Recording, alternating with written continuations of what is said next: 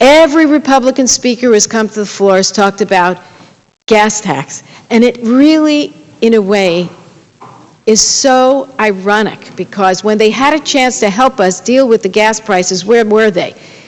My friend Senator Alexander says gas prices are going up 52 cents. He didn't tell you it's over 20 years, folks. He didn't tell you that. 2.5 cents a year, if he's right, and he's not right, that's the outer limit. The automobile fuel economy standard we passed will negate that, even if it's true. But where was he? Where were they? We had 3 initiatives, we Democrats. They said nothing. Now when we're on the brink of getting off foreign oil, getting off big oil, suddenly we can do nothing. It's really sad, but that's the case. Look, what we're forgetting here, not one Republican has really talked about this issue except for Senator Warner. And I'm happy to say Senator Snowe is on her way here to speak. 11 National Academies of Science concluded that climate change is real, attributed to human activities, and that global warming is unequivocal, and we need to do something about it. The human health impacts, these come straight from the Bush administration's people. Increase in the frequency and duration of heat waves and heat-related illness. Increase in waterborne diseases. Increase in respiratory diseases. And all they can talk about is 2 cents a year on the gas tax, on the gas prices, which isn't going to happen because we're going to get off foreign oil. Increased respiratory disease, lung disease, asthma, if we don't act. Children and the elderly are vulnerable. I don't hear any talk about that. All we hear about is 2 cents a year on gas, which we're not going to see either. The polar bears, we know they're in deep, deep trouble. They are God's creatures. God's creatures. We have a responsibility to protect the 40% of species that could be extinct. And let me close my part by saying this. Evangelicals, the Conference of Catholic Bishops, the National Council of Churches, the Religious Action Center of Reformed Judaism, the Jewish Council for Public Affairs, the Interfaith Power and Light Campaign, these dedicated religious leaders have joined hands with us. And why? Because they feel this is a moral issue. We believe jobs will be created, businesses will be created, technologies will come to the fore, and will solve the global warming problem. I would yield the remainder to Senator Lieberman if he wants to share it with Senator Warner. Is there time remaining? There are 2 minutes remaining. Go ahead. I yield to Senator Warner. Fine. Mr. President, before my distinguished colleague from Tennessee leaves the floor, I listened to his proposal, just taking out the power industry and use that. But the revenues you gain by your bill, wouldn't they be subject to the same accusation? It's a tax. I think it's a false accusation, but I think your plan is basically a part of our plan, and if they call our plan a tax, yours is a tax. Am I correct? If I may answer the senator briefly, the answer is correct to the senator. No, Mr. But except the rest of my answer to the senator from Virginia is any increase in revenue that came into the government as a result of a cap and trade system on power plants would then go straight back to the working people of the country who pay their electric bills instead of coming in to the unwieldy contraption that this bill sets up, which creates what I call a slush fund.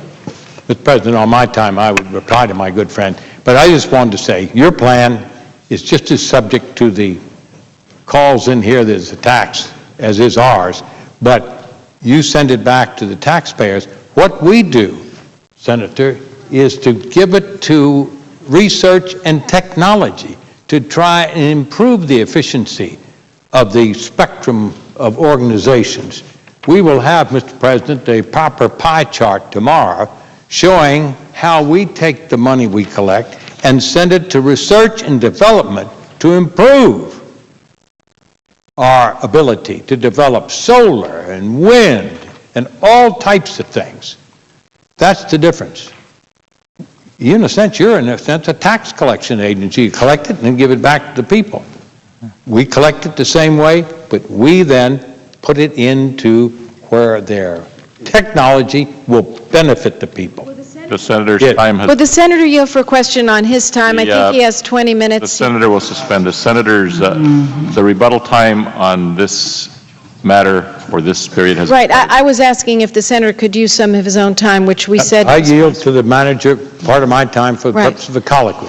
Yes. It's the benefit of the colloquy that I think will add the strength to this whole It's a debate. colloquy, I think, that's important, because my friend is so right.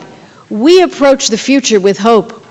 We're not going to pull the covers over our head. This is America, and we need to lead, and we need to lead in technology. We know the venture capitalists have told us they're just waiting for this bill, and they're going to invest more in new technologies than they ever did in biotech and high-tech. But I want to ask my friend this question.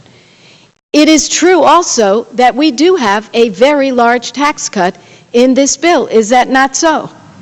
President, the chairman from is Virginia. correct. And is it not so that we have a large, almost $1 trillion of consumer relief that goes through the utilities to help our consumers? Is that not correct? Senator President, from Virginia. chairman is correct. And lastly, is it not true that we have a deficit reduction trust fund of about $1 trillion as well? President, chairman is correct. I just want to make that point because I resent the senator from Tennessee saying our bill is a slush fund. Well, Mr. President, Senator from Virginia. I resent being resented and would like to ask unanimous consent for a couple of minutes to get into this colloquy, if I may. I would have no objection, but where's the time come from? I would hope you could find it. Perhaps your side could yield to 3 minutes. She's asking UC for additional time. It's fine. Yes. It's fine with me. What? Without objection, the senator from Tennessee. Mr. President, I'm trying to get to a result here. Ever since I've been a senator, I've proposed a cap-and-trade system on power plants to deal with climate change. All I'm saying is that it would be better to keep it simple, to take the money collected and send it straight back home, rather than bring it up here and put it in. If a slush fund is offensive to the senator from California, I'm sorry, but that's what large funds tend to be here. And it's earmarked money for 42 years, mandatory spending. So that's just an improvement in their bill. Take that out. Send the money back to the people. Return it to the individuals who pay. That's all I'm suggesting. No one ought to be offended by that. And if we need to invest dollars in solar research, I introduced the amendment that's in the law now about solar energy for the solar tax credit. Then let's do that separately and with a clear appropriation rather than a 42-year mandatory spending program that's drawn from $800 billion. Thank you for the time and the courtesy of the senators. President, Who wields time? The senator from Virginia. am I not the next in the order of speakers? Oh, Olympia. Then could I take 2 minutes off my time to say to my good friend, when you get up and say, I forgot, what did you say? It's going there for the next 42 years, or whatever statement that is. You're incorrect, my friend. In our manager's amendment, or substitute, whatever comes up tomorrow, and that'll be the order of business, we explicitly give the President of the United States the power at any time to come in and alter where those funds go. And of course, it requires the concurrence of the Congress, so that Congress has a voice. So there's nothing in our bill that acts in perpetuity. If at any time the President determines there's a crisis in the economy, or that the technology as required by the power sector to do the sequestration is not there, the President pulls back on the throttle. So I would hope colleagues, when they get up to discuss this bill, recognize that flexibility has been put in it to take care of all of these situations. I just hope we don't have anybody say again, and for 42 years, this will stay in fixed cement in place. Not true. Flexibility is at every turn.